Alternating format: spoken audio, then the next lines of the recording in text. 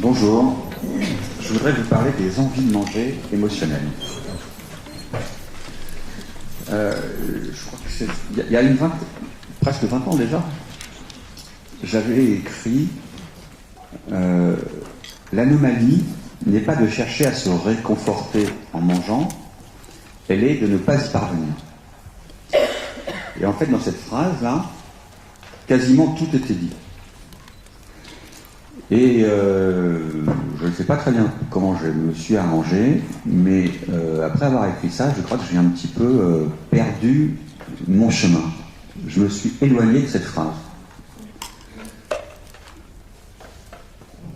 Et j'ai cherché, j'ai travaillé pendant des années, non pas sur l'alimentation, mais sur la relation que nous avons avec la nourriture.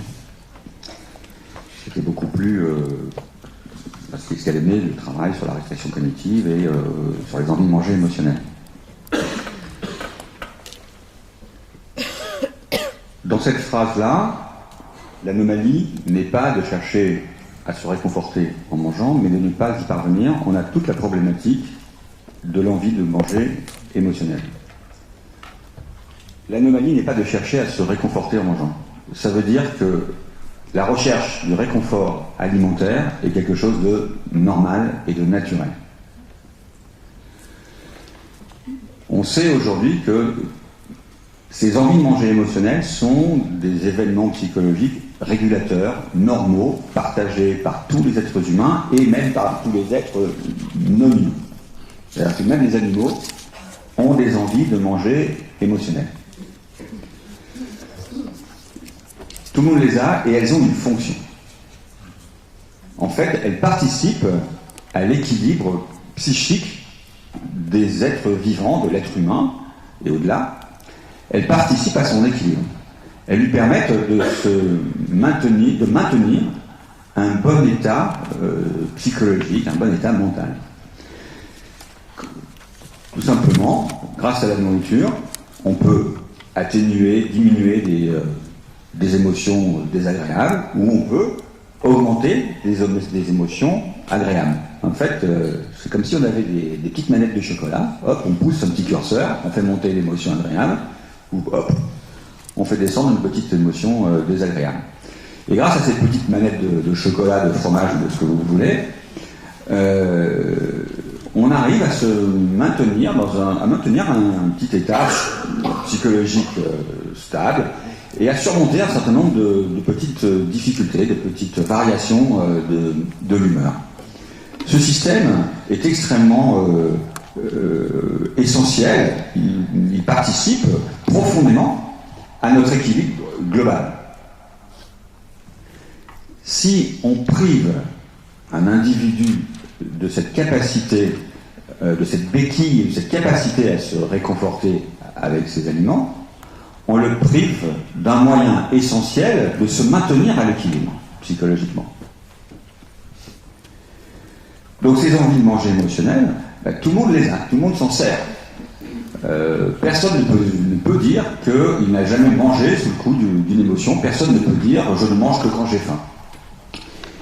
Et donc on a effectivement, la nourriture a plusieurs fonctions, elle permet de maintenir plusieurs grands équilibres, l'équilibre énergétique, l'équilibre nutritionnel et l'équilibre émotionnel. Tout le monde le sait, tout le monde l'admet.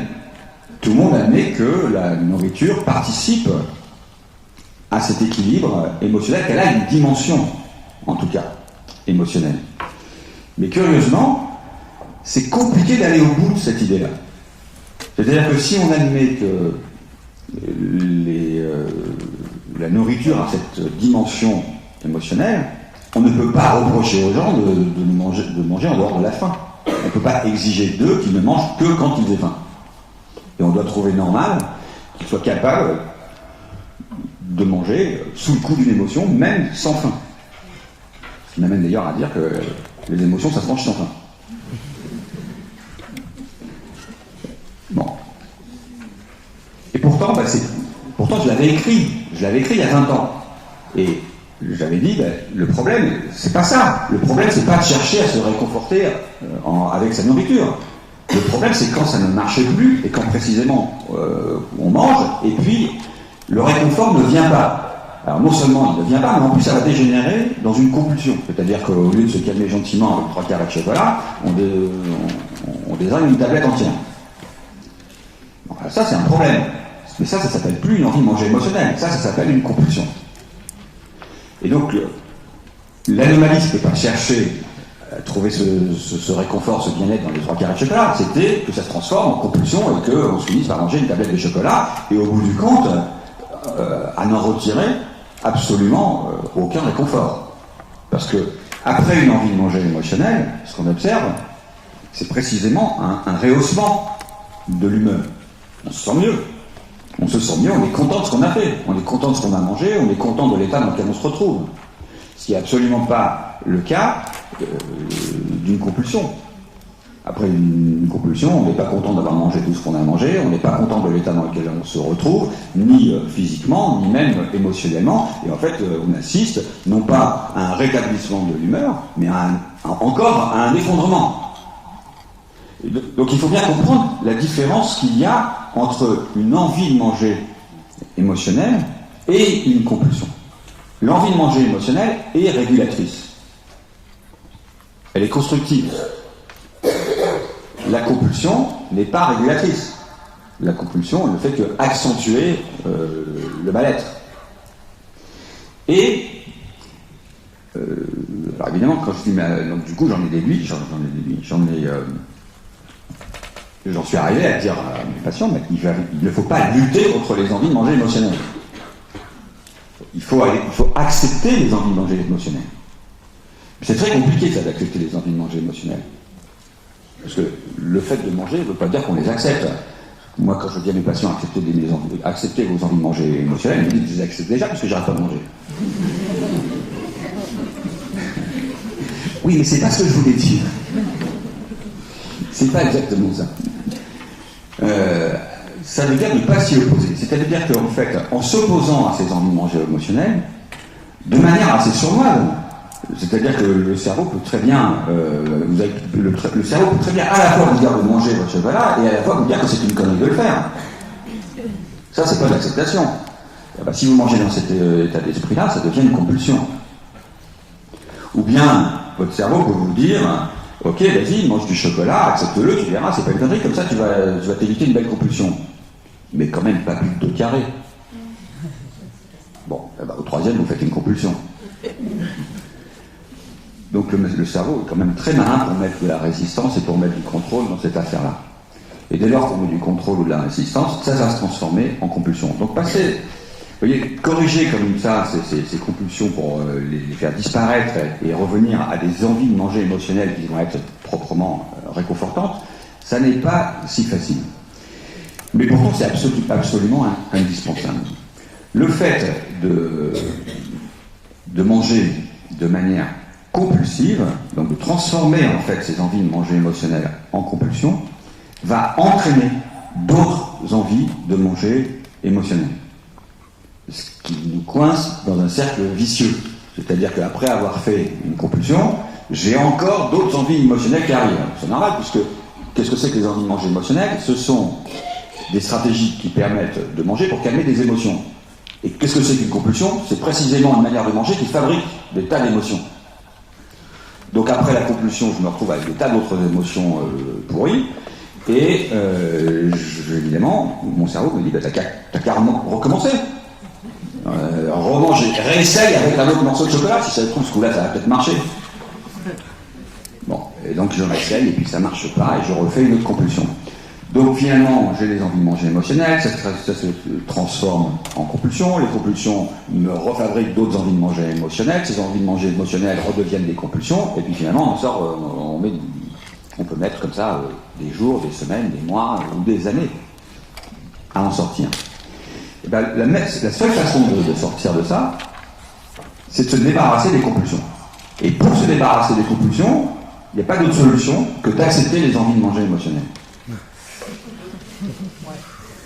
Quoi? T'as un doute? Qu'est-ce c'est bien.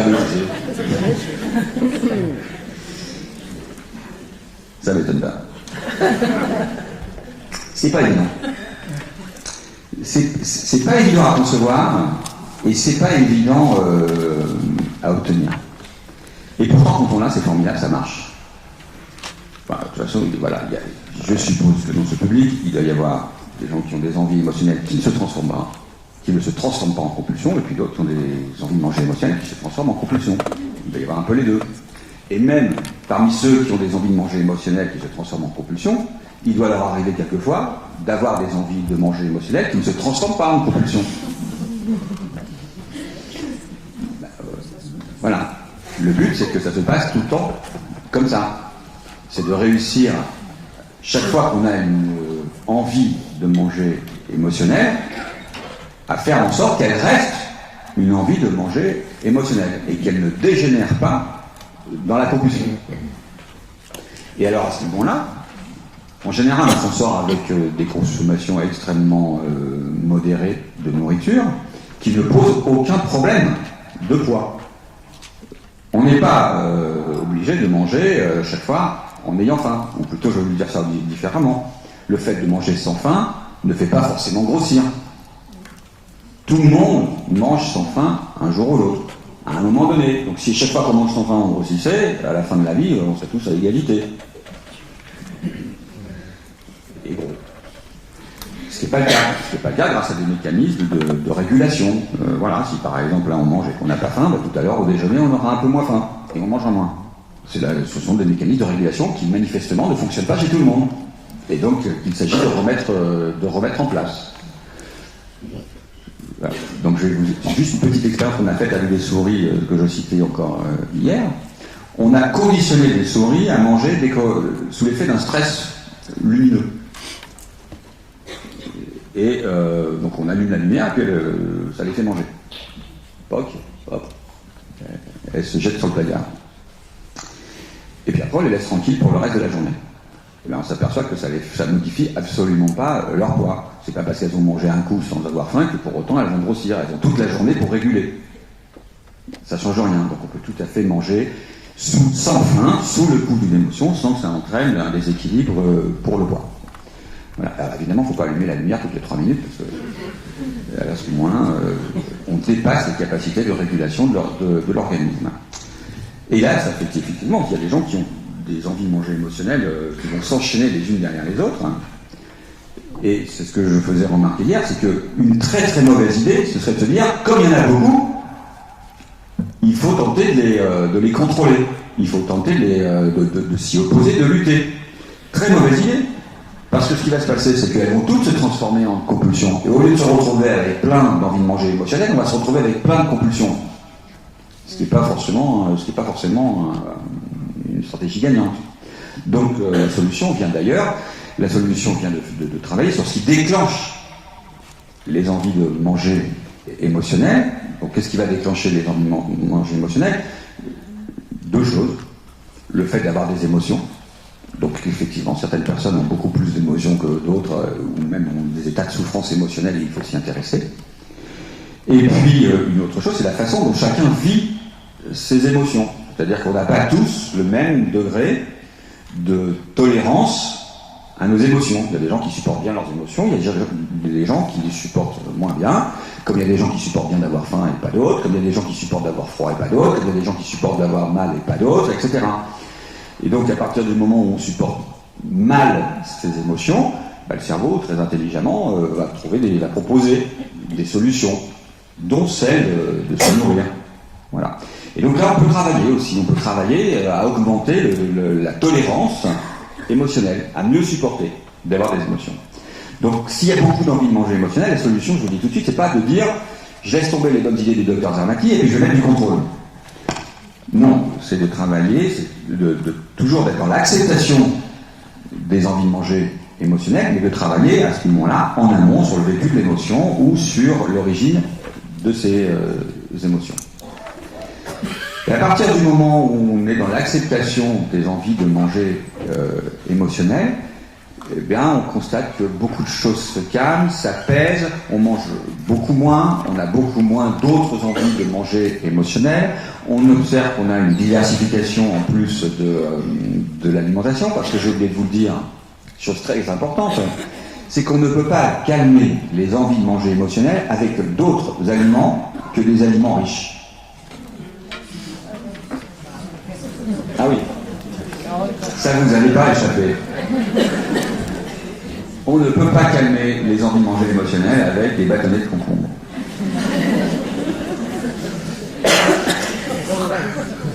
Ça ne peut se calmer qu'avec des aliments riches, gras et sucrés. C'est ce qui permet d'isoler une catégorie d'aliments qu'on va appeler des aliments réconfortants. Alors les aliments réconfortants, ce ne sont pas forcément des aliments qu'on aime ou qu'on n'aime pas, parce qu'on peut adorer les carottes et on peut adorer les fraises, les pommes et tout ce qu'on voudra. Pour autant, ce ne sont pas des aliments réconfortants. Pour qu'un aliment soit réconfortant, il faut qu'il soit à la fois apprécié, bien sûr, mais il faut qu'il soit riche. Voilà. Donc à partir du moment où on a plein d'envies de manger émotionnel et plein de compulsions, on se met à manger d'énormes quantités de ce type d'aliments. Et à partir du moment où ces envies diminuent, on se met à rediversifier son alimentation. Les envies de manger émotionnelles, ça ne se calme qu'avec des aliments riches. En revanche, la faim, ça se calme avec n'importe quel type d'aliment. Alors là, pour le coup, un bâtonnet de carottes, ça peut même calmer la faim. Même un aliment qu'on n'aime pas calme la faim, d'ailleurs, à la différence des envies de manger émotionnelles. Bon, voilà, peut-être que je vais m'arrêter là pour cette introduction.